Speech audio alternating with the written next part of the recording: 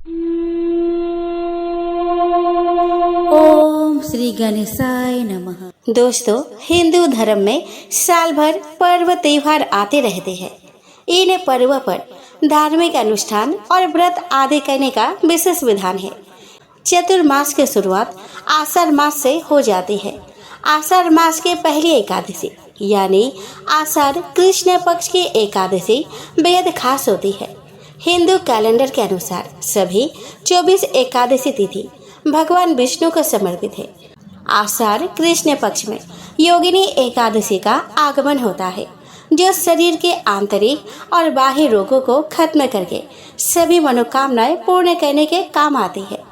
साल 2025 में आषाढ़ मास कृष्ण पक्ष में होने वाले योगिनी एकादशी 2 दिन तक मनाई जाएगी, जिसका गृहस्थी और वैष्णव संप्रदाय के साधु संतों को कई गुना फल मिलेगा।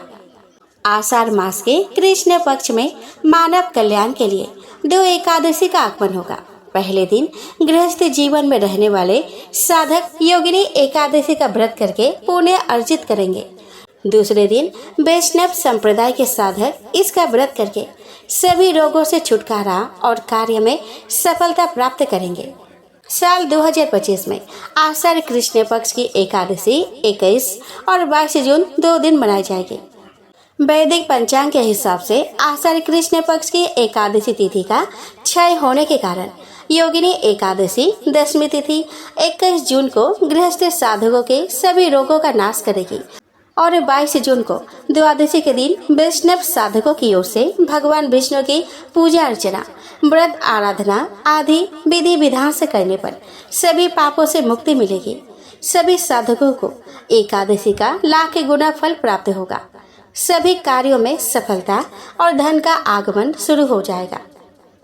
दोस्तों, इस बार आषाढ़ मास कृष्ण पक्ष की एकादशी तिथि का प्रारंभ 21 जून शनिवार को सुबह 7:19 पर होगा और एकादशी तिथि का समापन 22 जून रविवार को सुबह 4:27 पर होगा। इस बार आषाढ़ मास के कृष्ण पक्ष की योगिनी एकादशी 2 दिन मनाई जाएगी। 21 जून 2025 शनिवार को गृहस्थ लोगों के लिए और 22 जून 2025 रविवार को वैष्णव लोगों के लिए। दोस्तों, 21 जून 2025 शनिवार को ब्रह्म मुहूर्त सुबह 4:10 से 4:58 तक रहेगी। इस दिन सूर्योदय सुबह 5:46 पर होगा और सूर्यास्त शाम 7:11 पर होगा। अभिजीत मुहूर्त दोपहर 12:01 से दोपहर 12:55 तक रहेगा।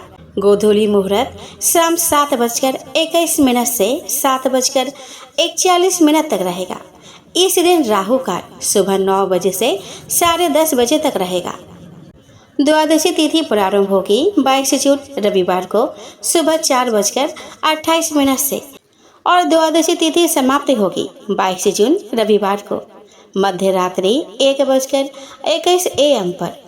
22 जून 2025 रविवार को ब्रह्म मुहूर्त सुबह 4:10 से 4:58 तक रहेगी। सूर्योदय सुबह 5:46 पर होगा और सूर्यास्त शाम 7:11 पर होगा। प्रातःकाल पूजा का शुभ मुहूर्त सुबह 4:24 से 5:24 के बीच होगा। इस दिन गोधूली मुहूर्त शाम 7:21 से 7:41 के बीच होगा और राहु काल दोपहर 4:30 बजे से 6 बजे तक रहेगा। दोस्तों, 22 जून 2025 रविवार को सुबह 10:55 पर हरिवासर समाप्त होगा। दोस्तों, जो लोग 21 जून 2025 शनिवार को एकादशी का व्रत रखेंगे वे उसका पारण 22 जून 2025 रविवार को दोपहर 1:47 PM से 4:35 PM के बीच करेंगे।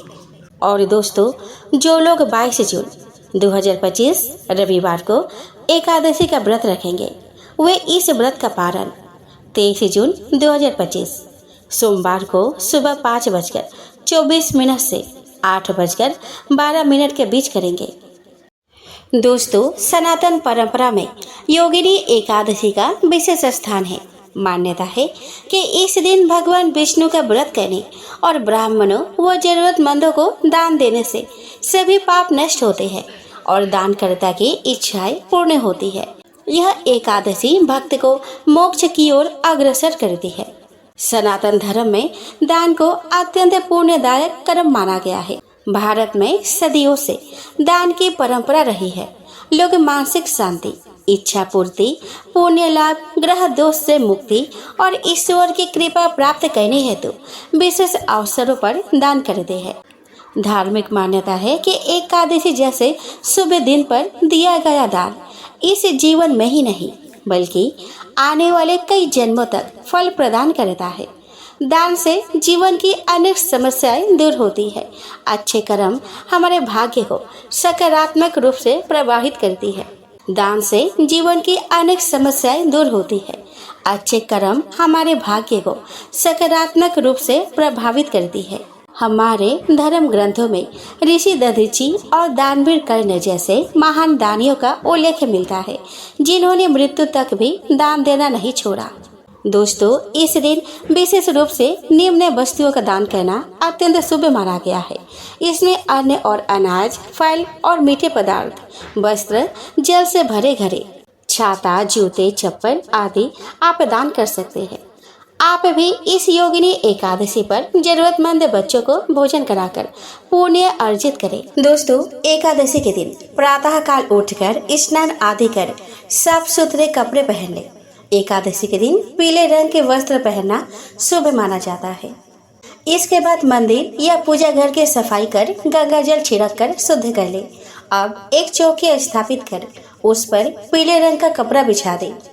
चौकी पर भगवान विष्णु और माँ लक्ष्मी की मूर्ति या तस्वीर रखे। भगवान विष्णु के सामने व्रत का संकल्प ले। फिर भगवान विष्णु और माता लक्ष्मी को हल्दी कुमकुम का तिलक लगाए। माँ लक्ष्मी को श्रृंगार की चीजें अर्पित करे। इसके बाद घी का दिया और धूप जलाए और पूजा आरंभ करे। विष्णु चालीसा और मंत्रों का जप करे। एकादशी व्रत की कथा जरूर सुने। पूजा के बाद विष्णु जी की आरती करे। लक्ष्मी नारायण को पंचामृत, फल फूल और मिठाई आदि पूजा सामग्री अर्पित करे। भगवान विष्णु के भोग में तुलसी का पत्ता जरूर रखें। पूजा के बाद प्रसाद सभी में वितरण करें।